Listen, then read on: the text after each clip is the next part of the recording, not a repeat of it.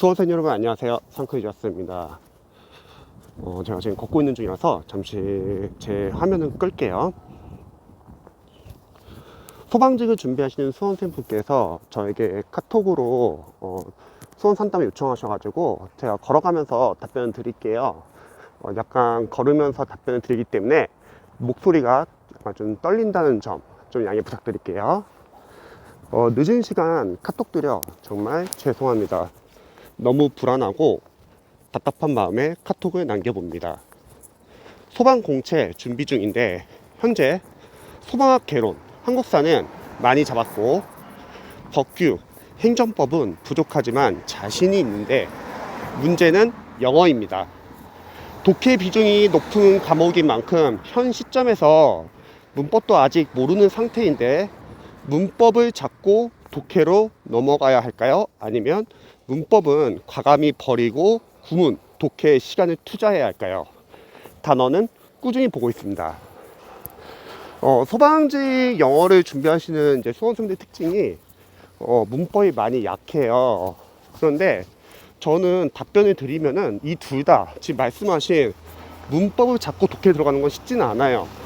왜냐면 어떤 특정 영역을 잡는다는 거는 그만큼 시간이 필요하거든요. 또 반대로 문법을 버리고 독해를 열심히 한다는 것도 영어 강사로서는 추천을 하지 않습니다. 왜냐면 공부를 해보시면 아시겠지만 문법이 독해에 영향을 많이 미쳐요.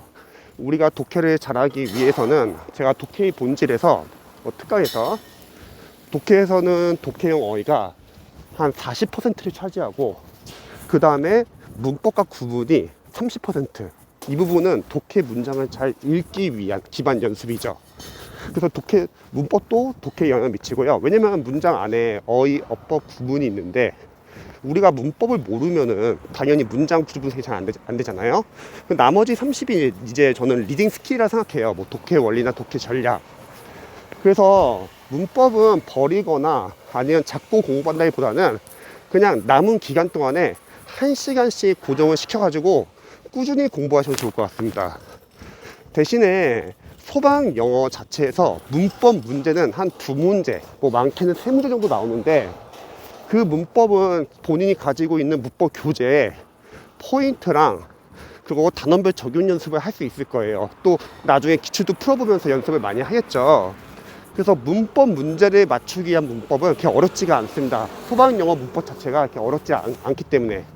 근데 제가 이제 강조하고자 하는 거는 문법 문제를 맞추는 문법 외에 우리는 독해를 읽기 위한 문법이 있다는 거예요. 독해를 더 잘하기 위해서 필요한 문법. 그게 바로 문법 이론서예요. 그리고 참고로 문법 문제를 맞추기 위한 문법에서도 2가지 파트가 있어요. 첫 번째 파트라기보다는 유형인데 단순 암기 파트. 단순 암기 파트는 그냥 암기만 맞출 수 있는 부분이죠. 이런 부분은 그렇게 어렵지가 않은데 종종 응용 파트가 있어요. 이해를 해야 되고 단순하게 암기를 해야 되는 게 아니라 해석도 요구하고 해석 차이로 답이 달라질 수도 있고 응용을 해야 된다는 거죠. 그러니까 그런 문법 문제들이 나오면은 어려워지는 겁니다. 제가 지금 역 근처에서 에스컬레이터 타기 때문에 잠시 좀 멈추고 다시 내리면 다시 찍을게요.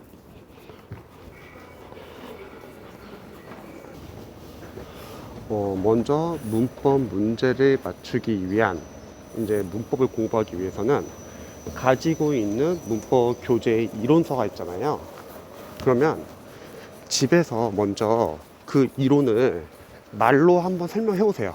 뭐 본인이 수업 때 들었으면은 필기한 부분도 있을 거고, 만약에 그 문법 이론을 말로 설명할 수 있다. 그러면 강사 입장에서는 이해가 되신 것 같아요. 그런데 필기한 부분이나 문법 부분을 말로 설명할 수 없다? 아직 이해가 안 되신 것일 수도 있어요. 그리고 문법 문제를 풀 때는 해석을 반드시 해주세요.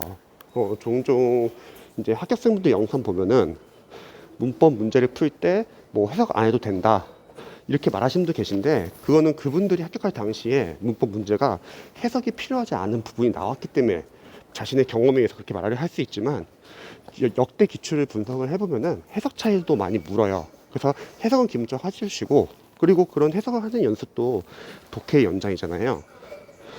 그리고 문법 교재 예문을 볼 때 또는 문제를 풀 때 해석 연습을 해주시면은 그게 이제 독해 기초 연습이라고 저는 생각을 합니다. 그리고 풀고 나서는 뭐 틀려도 상관없어요. 문제는요. 왜냐면 우리가 이론을 아는 것과 문제를 푸는 것은 별개인데, 대신에 풀고 나서 문제 옆에 간단히 출제 포인트를 직접 적어보시면 좋을 것 같아요. 이 문제에서 묻고자 하는 게 무엇인지 그 출제 포인트를 적으면서 출제자의 의도를 알 수 있다는 거죠. 출제자의 눈으로 시험은 이렇게 내는구나. 그래서 그렇게 적고 나서 추후에 계속 해독을 하면서 반복할 거 아니에요. 암기를 해주세요. 다행인 거는 소방 영어 나중에 기출을 다운받아서 아마 공개된 기출을 풀어보시면은 문법에서 나오는 출제 포인트가 한정되어 있다는 걸 아실 거예요. 그래서 문법 문제는 어렵지 않게 풀 수 있습니다. 대신에 독해를 위한 문법은 이제 문법 교재를 보시면서 독해에서 필요한 문법들이 많이 있거든요. 그래서 계속 꾸준하게 문장 구조 분석해 주시고 그리고 해석 연습을 해 주시는 거예요. 강사로서 봤을 때 독해에서 필요한 문법이라고 하면은 첫 번째는 형식. 우리가 1형식부터 5형식 대표적인 형식을 알아야지 문장을 볼 때 구에서 긴 절 단위로 볼 수 있고, 두 번째는 독해에서는 수동태를 많이 써요. 그러면 우리 수험생분께서 수동태가 쓰이면은 이 수동태가 3형식의 수동태인지 4형식의 수동태인지 5형식의 수동태인지 아니면 3형식 때 대절을 취하는 동사의 수동태인지를 따져보세요. 이걸 왜 따지냐면 이걸 따지지 않으면 수동태가 나올 때마다 막히는데, 따지시면은 빠르게 해석할 수 있습니다. 그러니까 뒷독직해, 끊어읽기, 문장 구조사, 구문 빠르게 연습해야 되잖아요. 뭐 투부정사가 나온다면은 명사적 용법인지 형용사적 용법인지 부사적 용법인지 구별할 수 있으면 좋을 것 같아요. 이걸 구별을 못하면은 당연히 감으로 독해를 하겠죠. 그때부터는 만약 형용사적 용법이면 명사를 수축하는 한전적 용법인지 아니면 보호자에 쓰이는 서술적 용법인지, 비투 용법이면 어떻게 해석하는지, 예정, 가능, 운명, 의도, 의무, 부사적 용법이면 또 어떻게 해석하는지, 목적, 이유, 근거, 결과, 조건, 정도. 근데 이게 이렇게 딱딱딱 해석하는 경우가 언제 어떻게 해석하는지를 알아야지 정확하게 해석할 수 있는 것 같아요. ing 나오면 동명사인지 분사인지, 분사 구문이 나오면 형태는 어떻게 쓰고 해석은 어떻게 하는지, 관계대명사가 쓰이면은 격은 어떻게 구별하고 관계대명사 안에 삽입되는 거, 다양한 관계대명사의 생략 여러 가지가 있다는 거죠. 네, 전철에서 내려가지고 다시 알려드릴게요. 뭐 관계대명사 쓰이면은 이게 관계대명사의 격을 잘 아셔야죠. 뭐 주격 관계대명사인지 소유격 관계대명사인지 목적격 관계대명사인지 그리고 주격 보호 역할하는 관계대명사인지 알아야 되고, 또 관계대명사 안에는 삽입이 될 수 있죠. 그래서 뭐 3형식 때 대절 취하는 동사의 삽입 또는 5형식, 그리고 다양한 관계대명사 생략도 있죠. 보통 수험생들이 뭐 목적격 관계대명사 생략되는 건 잘 알고 있는데 주격 관계대명사 플러스 비동사도 생략되는 경우가 있고, 그리고 주격 보호 역할을 하는 관계대명사도 생략이 될 수도 있죠. 이게 다 하나하나 다 이제 독해에서 영향을 미쳐요.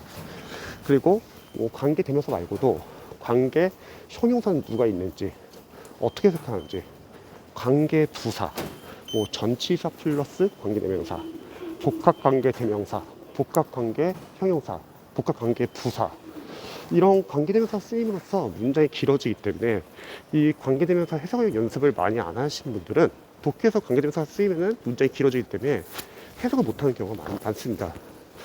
그리고 뭐 비교급이라 하면 뭐 다양한 비교급 구분도 있을 거고, 뭐 양자 부정 또는 양자 긍정, 뭐 조사사 파트에서는 여러 가지 조사사와 관련된 구분도 많아요. 예를 들어서 문장 안에 부정어가 있고 그 뒤에 but이나 unless가 나오는 거예요. 근데 이게 나중에는 never, with와 구분을 바뀌어가지고 해석은 어떻게 하는지, 그리고 뭐 다양한 도치들 많잖아요. 뭐 만약에 도치들이 사용한다면 뭐 조건 도치도 있고 무조건 도치도 있고, 그리고 정말 다양한 도치들도 많고, 아까 뭐 분사구문 뭐 형태나 태 같은 것도 중요하지만 예를 들어서 뭐 with 분사구문 뭐 해석을 어떻게 하는지, 그리고 전치사 뒤에 목적어가 누가 나오면 전치사 뒤에 동명사 오면 해석 어떻게 하는지, 뭐 by ing, in ing, on ing, 뭐 above ing 등등등. 제가 지금 간단하게 설명한 거지만 이게 다 문법이잖아요. 그럼 이게 다 구분 독해가 돼요. 그러니까 문법과 독해는 별개가 아니라 문법은 계속 꾸준히 공부를 해주셔야 돼요. 수험생분들이 보통 문법 문제를 맞추기 위해서 문법을 공부한다고 생각하면은 소방 영어에서 문법이 두 문제에서 세 문제밖에 안 나오기 때문에 이 문법을 공부하는 것에 대해서 부담을 가지시는 분들이 많이 계시는데, 첫 번째는 강사로서는 문법은 일단 다 맞춰야 돼요. 그리고 두 번째는 독해에서 영향을 미친다는 거예요. 선생님, 만약에 제가 지금 말한 부분을 잘 모르면 독해에서 어떤 영향을 미칩니까? 감독해가 시작하는 거죠. 독해를 제대로 할 수 없다는 거예요. 감으로 독해를 하게 되면 내용이 왜곡이 되고 내용 파악이 안 된다는 거죠. 그래서 문법은 아까 처음에 질문했던 게, 문법을 잡고서 독해를 공부하냐? 그럼 너무 늦어요. 잡기도 힘들 수도 있고요. 또는 문법 포기하냐? 그러면 문법 두세 문제 많이 틀리면은 과연 합격할 수 있을까요? 왜냐면 문법 두세 문제 틀린다고 했을 때 독해를 잘한다는 근거도 없고 어휘를 맞춘다는 근거도 없기 때문에 더 틀릴 수 있다는 거죠. 그래서 포기하지 말고 지금부터 하면 됩니다. 지금부터 하루에 1시간씩 하세요. 선생님, 문법 문제를 맞추기 위해서 1시간 공부하는 거 너무 부담스러운데요? 다시 한번 말하지만 문법 문제 맞추기 위해서가 아니라 문법 문제 플러스 독해를 잘하기 위해서입니다. 그래서 수험생분께서 지금 문법이 잘 안 나온다고 하셨는데 너무 걱정하지 마시고, 지금 이제 1월달 이제 곧 시작하잖아요. 1월달부터 시험장 가기 전까지 잡으시면 되세요. 3개월은 충분합니다. 그래서 포기하지 마시고 최선을 다하시기 바랍니다. 저도 응원할게요.